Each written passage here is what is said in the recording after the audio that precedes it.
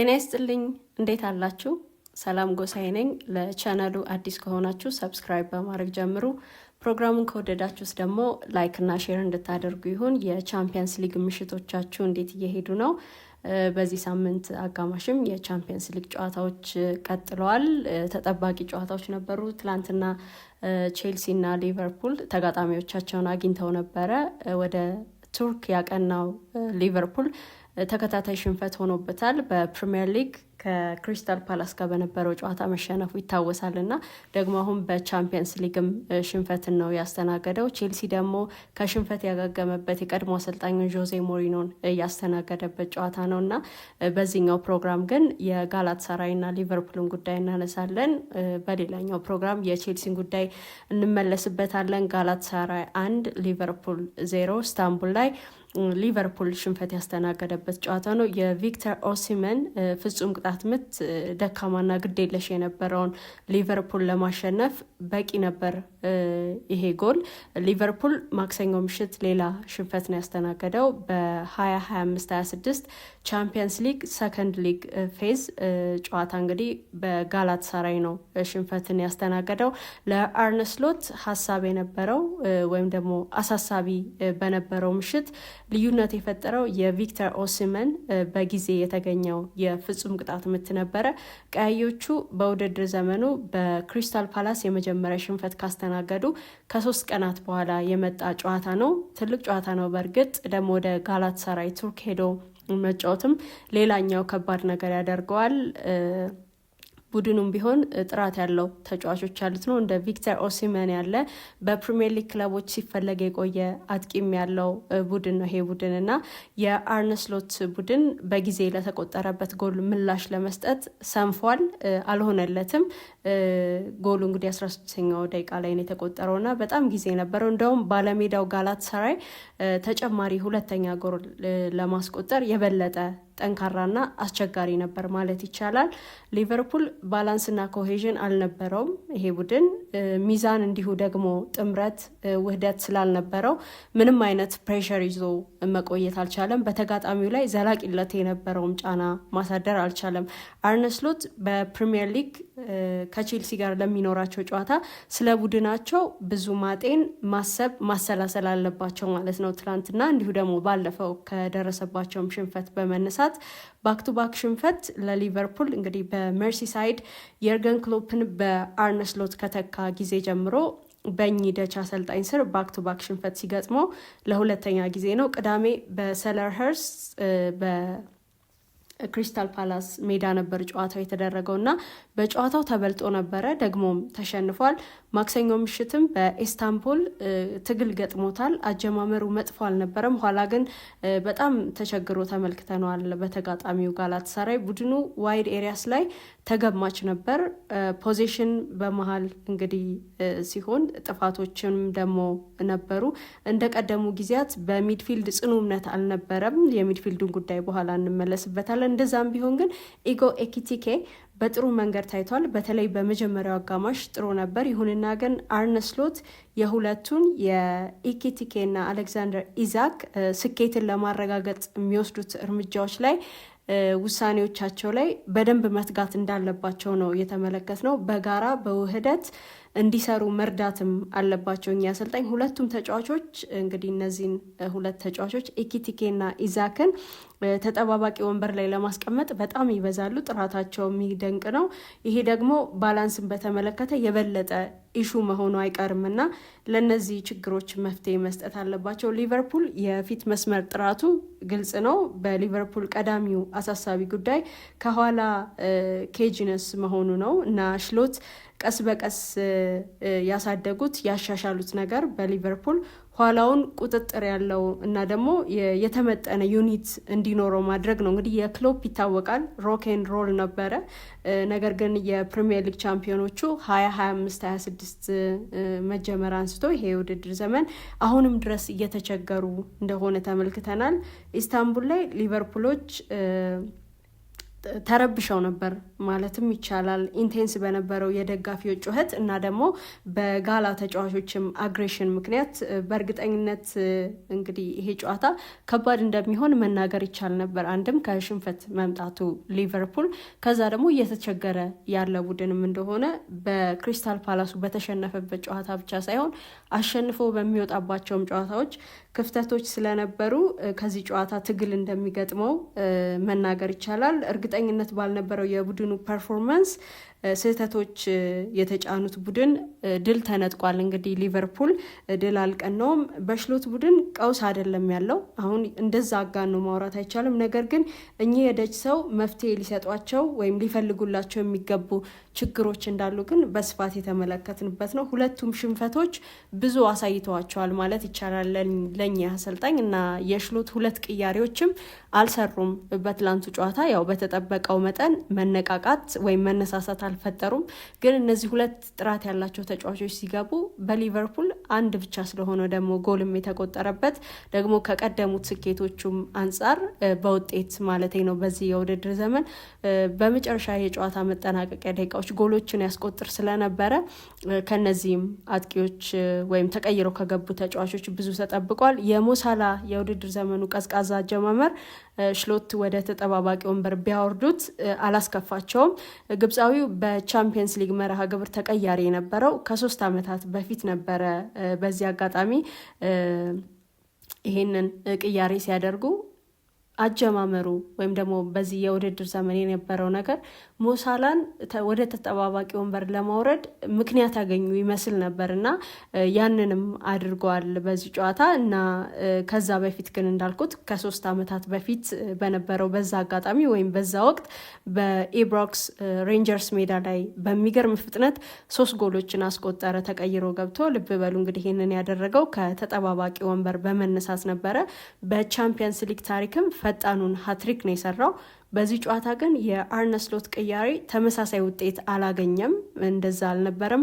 ጨዋታው 1 ሰዓት ካስቆጠረ በኋላ ግብፃዊው ተቀይሮ ገባ። ከአሌክዛንደር ኢዛክ እና ደግሞ ከኮነር ብራድሌይ ጋር ነበር የገቡት። ኢጎ ኢኪቲኬ በጨዋታው ተገማች የነበረውን ኮዲ ሃክፖን ለመተካት ዋይድ ሽፍት አደረገ ከዚህ ቅያሬ በኋላ። በእርግጥ እርሱም ብዙ አልቆየም፣ በማካሊስተር ተቀይሯል።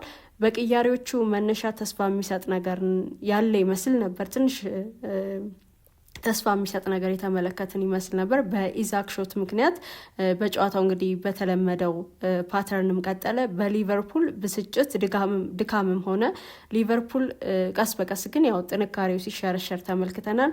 ሳላ ይሁን ኢዛክ ተቀይሮ ይግባ እንጂ ወደ ጨዋታው ለመግባት ብቁ አልነበሩም ማለት ይቻላል። እናም ቀያዮቹ እንግዲህ ይህ ነው የሚባል ጫና በተጋጣሚያቸው ላይ ለማሳረፍ እንዳልተቻላቸውም የተመለከትንበት ጨዋታ ነበር። ጋላታሳራይ በጭካኔና ደግሞ በጠላትነት ተከላክሏል። ያንን ተመልክተናል።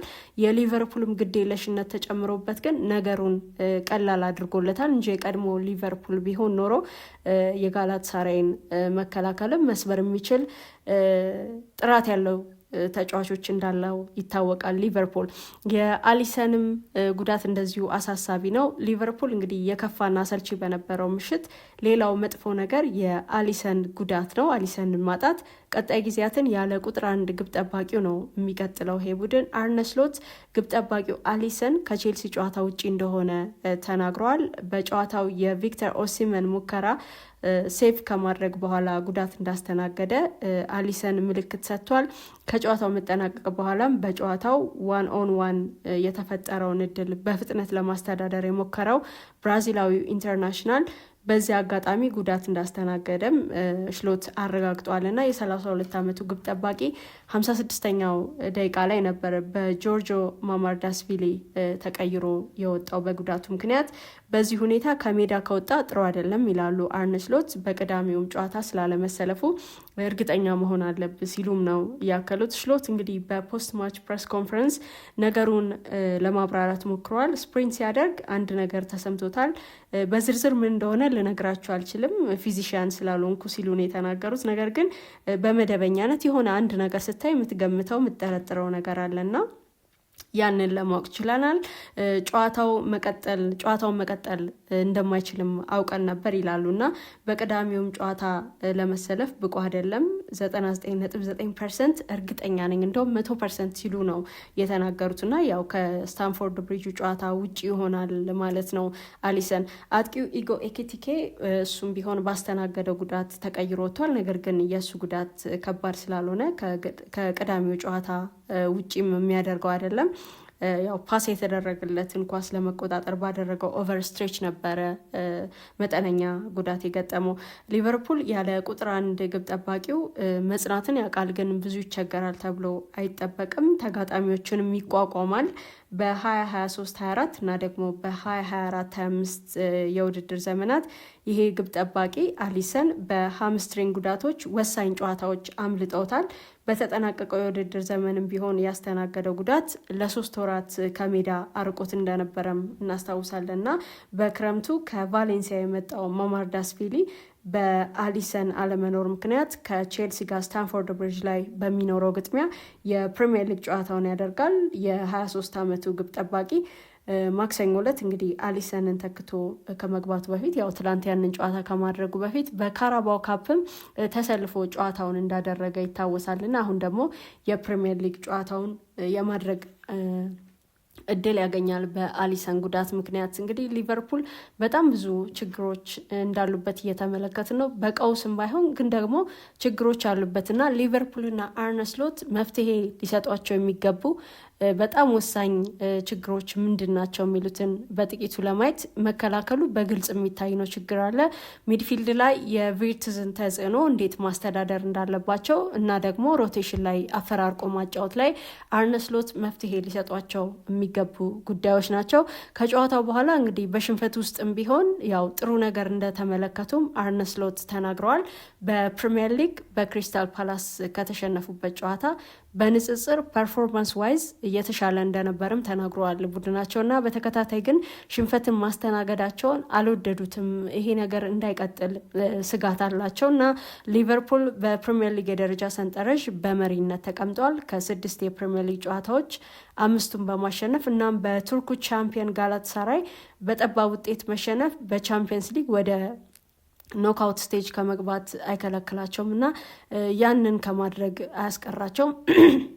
ይቅርታ በቡድኑ እንግዲህ የተበላሸውን የማስተካከል ደግሞ የተሰበረውን የመጠገን ኃላፊነት ደግሞ አሁንም የአርነ ስሎት ነው እና እዛ ላይ በርትተው መስራት ይኖርባቸዋል። ይሁንና ግን መንሸራተት አለ፣ ሸርተት ማለት አለ በሊቨርፑል እንከን የለሽ በነበረው ትራንዚሽን ከአመት በፊት መቼም ተጠብቆ የነበረው እንከን የለሽ ብዬ ገለጽኩት በተጠበቀው መጠን ስላልሆነ ነው። ከየርገን ክሎፕ ወደ አርነ ስሎት የሚደረገው ሽግግር ላይ በጣም ብዙ መንሸራተት እንደሚኖር ነበር የተጠበቀው። እንደውም ጭራሽ ቡድኑ ቻምፒየንም ሆነ የሊጉ እኚህ አሰልጣኝ ለሊጉም ቢሆን ለቡድኑም ቢሆን ለሀገሩም ቢሆን አዲስ ናቸው እና ከኔዘርላንድስ ከመጡ በኋላ ነው እና በመጡበት የመጀመሪያው የውድድር ዘመን ይሄንን ማሳካት እንከን የለሽ ብሎ ከመግለጽ ውጪ ምን ማለት ስለማይቻል ነው በዚህ መጠን የሚገለጠው። ግን ደግሞ በስሎት የመጀመሪያ የውድድር ዘመን ሊቨርፑል ባክ ቱ ባክ ሽንፈት የገጠመው አንድ ጊዜ ብቻ እንደነበር እናስታውሳለን። ማርች ላይ ነው በቻምፒየንስ ሊግ በፔዤ እና ደግሞ በካራባው ካፕ የፍጻሜ ጨዋታ በኒውካስል ዩናይትድ የደረሰባቸው ሽንፈት ነው። የሊጉ ቻምፒየን መሆን በራሱ ግን የገዘፈ ድል ነበር ማለት ይቻላል እና በዚህ የውድድር ዘመን ባክ ቱ ባክ ሽንፈት በጊዜ መጥቷል፣ ገና በጊዜ እና በሊቨርፑል ምንድን ነው እየሆነ ያለው? ስህተቱ ምንድን ነው?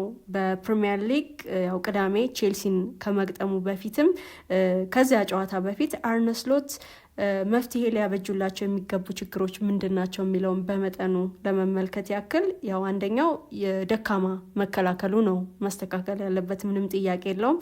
ሊቨርፑል በተጠናቀቀው የውድድር ዘመን ወደ ስኬት የመራውን ሶሊዲቲ እና ኮንትሮል አጥቷል ማለት ይቻላል። በዚህ ሲዝን በመክፈቻ 10 ጨዋታዎች 2 ክሊንሺት ብቻ ነው የጠበቀው። በ2024-25 የውድድር ዘመን ግን 6 ላይ ደርሶ ነበር እዚህ ስቴጅ ላይ ያለና ይሄ ምን ያህል መከላከሉ ደካማ እንደሆነ እየተመለከት ነው። በመጨረሻ ሰዓት ባሸነፈባቸው ጨዋታዎች ቦርንመዝ ኒውካስልና አትሌቲኮ ማድሪድን ያው የ2-0 መሪነቱን አሳልፎ የሰጠባቸው ነበሩ። በመጨረሻ ሰዓት ጎል አስቆጥሮ አሸነፈ እንጂ በነዛ ጨዋታዎች ይሄ ቡድን በጣም ክፍት ነበረ። ለመልሶ ማጥቃትና ደግሞ ለቆሙ ኳሶችን በጣም ተጋላጭ ነበርና ያንን ተመልክተናል።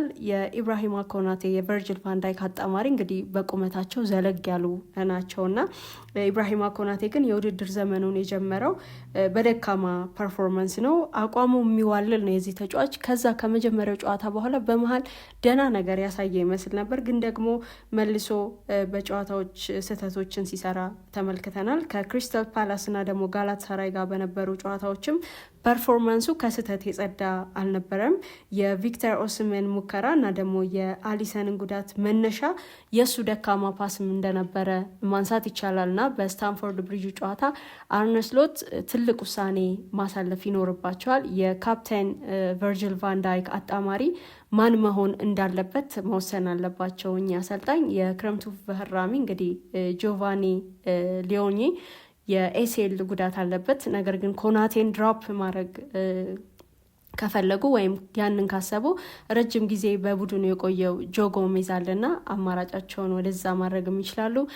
ዶሚኒክ ሶቦስ ላይ እንግዲህ ከባሪስ አልፐር ይልማዝ ጋር የፈጸመው ኮንታክት በትላንትናው ጨዋታ በግዴለሽነት ያደረገው ነበር። ለዚህ ነው ሊቨርፑል አንድ በራሱ ድካም ነው በግዴለሽነቱ ነው የተሸነፈው ለማለት የሚያስደፍረንና ያው ሚሎስ ኬርኬዝም ቢሆን አሁንም ድረስ በምርጥ ብቃቱ ለመገለጥ ጊዜ ያስፈልጎታል።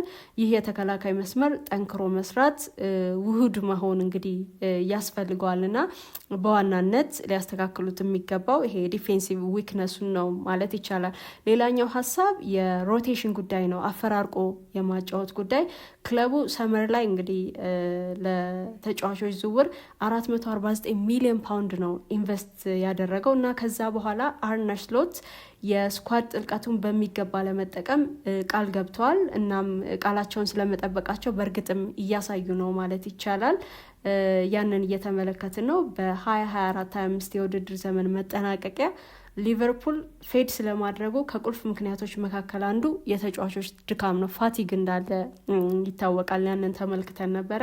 ኢጎ ኤኪቲኬ፣ ጀረሚ ፍሪምፖ፣ ኮዲ ሃክፖ እና ከርቲስ ጆንስ በአሌክዛንደር ኢዛክ፣ ኮነር ብራድሌ፣ አሌክሲስ ማካሊስተር እና ሞሐመድ ሳላ ተቀይረዋል በትላንቱ የቻምፒየንስ ሊግ ጨዋታ እና እንዲህ ባለው ጨዋታ ግብፃዊውን ወደ ተጠባባቂ ወንበር አውርዶ አዲስ የቀኝ ሳይድ ኮምቢኔሽን ኤክስፐሪመንት ማድረግ ትልቅ ውሳኔ የሚጠይቅ ነበር። ያንን ያደረጉት ደግሞም አልከፈላቸውም፣ ሪስክ ወስደው ነው ያንን ያደረጉት። ፍሪምፖ ጥሩ ፖዚሽንስ ላይ ይገኝ ነበር፣ ነገር ግን በብዙ አጋጣሚዎች የመጨረሻ ኳሶችንም ያጣ እንደነበረ ተመልክተናል። ባለፈው ዓመት አርነ ስሎት ቀጣይነት በነበረው ወይም ደግሞ በሚዘወተረው ከዚያ ስብስብ ተጠቃሚ ነበሩ ወይም አትርፈዋል። ቶሎ ቶሎ የሚቀይሩት አልነበረም። ቅርታ ለሊጉ ለክለቡ ደግሞ ለቡድኑ አዲስም ነበሩ። ነገር ግን ከየርገን ክሎፕ የወረሷቸው ተጫዋቾች እርስ በርስ በደንብ ይተዋወቁ ስለነበረ ያም እንደረዳቸው ይታወቃል። በሁለተኛ ሲዝናቸው ፈተናው በጣም ከባድ ነው እና የተለየም እንደሆነ መናገር ይቻላል።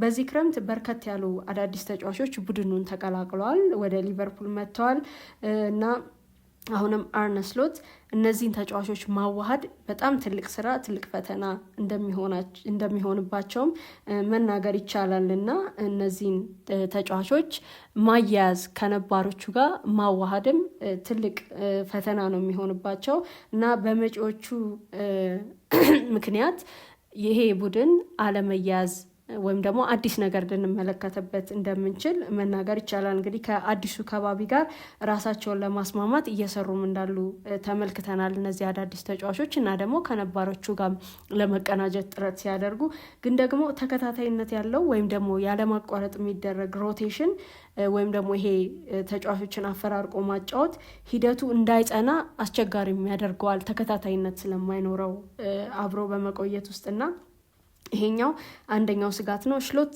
የተጫዋቾች ምርጫ ውሳኔያቸው መነሻ ያው ፕሮፐር ፕሪሲዝን ያልነበራቸው ተጫዋቾች ስላሉ በዛ ምክንያት ነው እነሱ ላይ ኦቨር በርደን ላለማድረግ ነው ሲሉ ነበር የተናገሩት። እንደ ኢዛክ ብራድሌ እና ማካሊስተር ያሉ ተጫዋቾችን ነበር የጠቀሱት እና አፈራርቆ ለማጫወት እኚህ አሰልጣኝ በእርግጥ ምክንያት አላቸው። አንደኛ የስኳዱ ጥልቀትና ጥራት፣ ደግሞ ሌላኛው ድካምንም ለመቀነስ በሚደረግ ጥረት እነዚህ ፕሮፐር ፕሪሲዝን አልነበራቸውም ያሏቸውን ተጫዋቾች ቀስ በቀስ ወደ ጨዋታው ስልተምት ለማስገባት በሚያደርጉት ጥረት ነው እና ግን ይሄ ተከታታይነት ካለው ደግሞ ለቡድኑ ውህደት ፕሮሰሱን ወደኋላ እንዳያስቀረውም ስጋት አለ።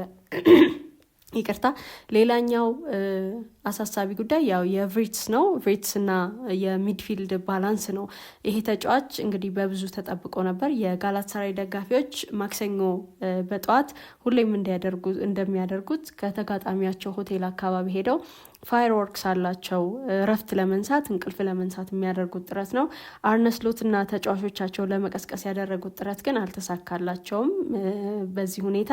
ነገር ግን እነሱም ባይቀሰቅሷቸው አርነ ስሎትን ማስተኛ ሌላ ሀሳብ አለ። የፍሎሪያን ቪርትስ ምርጡን እንዴት ማውጣት እንደሚችሉ ሀሳብ ላይ ናቸው እኚህ አሰልጣኝ። አሁን የፕሪሚየር ሊግ እና ቻምፒየንስ ሊግ ተደምረው 8 ጨዋታዎች ተቆጠሩ። ከሌቨርኩዝን በ116 ሚሊዮን ፓውንድ ሊቨርፑል ለተቀላቀለው ተጫዋች ያለ ጎልና ደግሞም ያለ አሲስት 8 ጨዋታዎች ተቆጥረዋል። ቪርትስ እንደመጠበቁ አልሆነም። በጣም ጥራት ያለው ተጫዋች ነው። በዛ ጨዋታ እንግዲህ በትላንቱ ጨዋታ 14 ጊዜ ኳስ አጥቷል። እናም ደግሞ ከ13 ዱዌልስ 4ቱን ብቻ ነበር ያሸነፈው 31%። ይሄ በጣም ትንሽ ነው።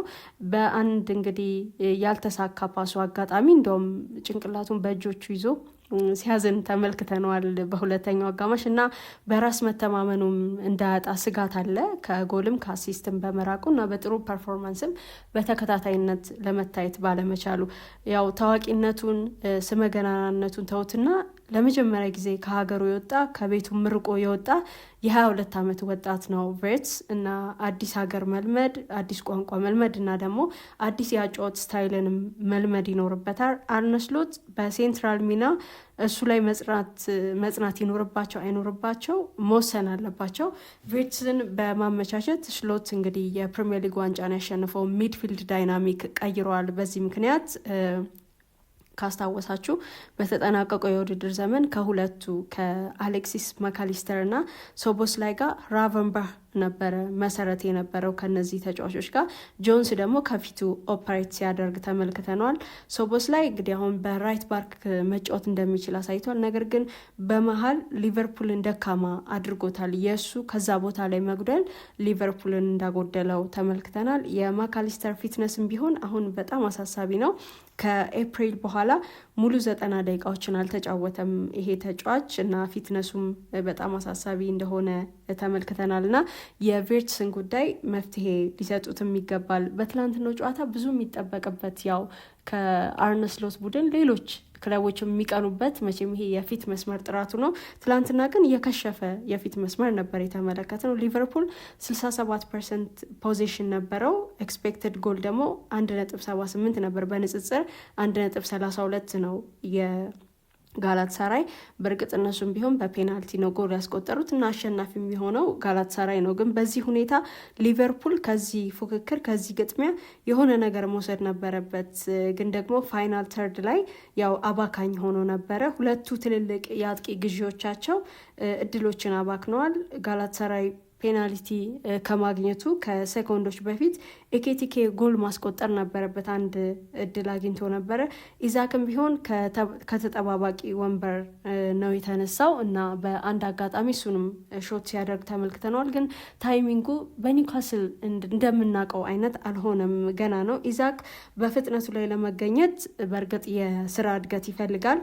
ከጋላታሳራይ ጋር ከኳስ ጋር በነበረው ንክኪ ግን 4 ብቻ እንደሆነም ደግሞ መናገር ይኖርብናል እዚህ ላይ እና ይሄም ብዙ የጨዋታ ጊዜ እንደሚፈልግ ያስመለከተበት እንደሆነ ተመልክተናል። በእርግጥ ሰርቪስም አልነበረውም ይሄ ተጫዋች ከኳስ ጋር ላረገው 4 ንክኪ ብቻ። ምክንያቱ አንደኛው ሰርቪስም ሊሆን ይችላል። ግን እንደሌላ ጊዜው የእሱም ፖዚሽን የቦታ አያያዝ የእሱም ጥረት ደግሞ በብዙ መጠን የተገለጠ አልነበረም እና የእሱንም ድካም ጨምሮ ይሄ ተጫዋች በጥሩ መንገድ ወይም ደግሞ ሊቨርፑልን በሚረዳበት ሁኔታ ላይ ይገኝ እንዳልነበር የተመለከትንበት ነው። ሌላው ግራ አጋቢው ነገር ግን በዚህ በአጥቂዎች ጉዳይ የኢዛክ ሻርፕነስን መልሶ ለማግኘት የጨዋታ ጊዜ እንደሚፈልግ ግልጽ ነው። በሌላ በኩል ደግሞ ኤኪቲኬ የተሻለ ፎርሙላ ያለ ተጫዋች ነው እና እነዚህን ሁለት ተጫዋች በማፈራረቅ ውስጥ ወይም ደግሞ አብሮ የመጫወቱ ውህድን መፍጠር ባለመቻል ውስጥ አርነ ስሎት ተጠቃሚ እንዳይሆኑ ሊያደርጋቸው ይችላል እና ይሄንን ግራ መጋባት ለማስወገድ የሆነ አንድ መፍትሄ ይዘው መምጣት ይኖርባቸዋል። የሳላ ቀዝቃዛ አጀማመር ደግሞ የሃክፖ አውትፑት ከኢላማ ውጪ መሆንም በዚህ የውድድር ዘመን የተመለከትነው ሌላኛው አሳሳቢ ነገር ነው። በሊቨርፑል በስታንፎርድ ብሪጁ ጨዋታ ላይ እንግዲህ ግራ ላይ የሚያጫውቱት ኢኪቲኬን ይሆን ቬርትዝን የሚጠበቅ ነው። በዛ ጨዋታ ፌዴሪኮ ኪዬዛም ቢሆን ይመለሳል። ያው የቱርኩ ትሪፕ አምልጦታል።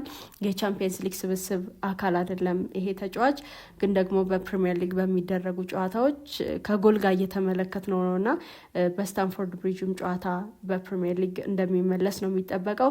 በሊቨርፑል ስሎት መፍትሄ ሊሰጧቸው የሚገቡ በርካታ ጉዳዮች አሉ። ባክ ቱ ባክ ሽንፈትን ያስተናገደው ሊቨርፑል እና ከዚህም በኋላ ወደ አሸናፊነት ለመምጣት በእርግጥ በፕሪሚየር ሊጉ መሪነት ደረጃ ላይ ነው የሚገኘው። ውጤት ይዞ መውጣት ባለበት ጨዋታዎች ላይ ውጤቶችን ይዞ ሲወጣ ተመልክተናል። ከዚህ በኋላ ደግሞ የሚመጡ ፊክስቸሮች ከበድ ያሉ እንደሆኑም እየተመለከትን ነው። አሁን ከቼልሲ ጋር በስታንፎርድ ብሪጅ የሚያደርገው የፕሪሚየር ሊግ ጨዋታ አለና ከዛ በፊት እነዚህን ጉዳዮች ማስተካከል ወይም መፍትሄ መስጠት ይኖርባቸዋል። ቻነሉን ሰብስክራይብ ማድረግ እንዳትረሱ። ፕሮግራሙን ከወደዳችሁት ደግሞ ላይክ እና ሼርም እንድታደርጉ ይሁን። እስከ ፕሮግራሙ ፍጻሜ አብራችሁኝ ስለቆያችሁ ውድ ጊዜያችሁን ስለሰጣችሁኝ እጅግ አድርጌ አመሰግናችኋለሁ። አስተያየቶቻችሁን ጻፉልኝ፣ እመለከታችኋለሁ። አመሰግናለሁ።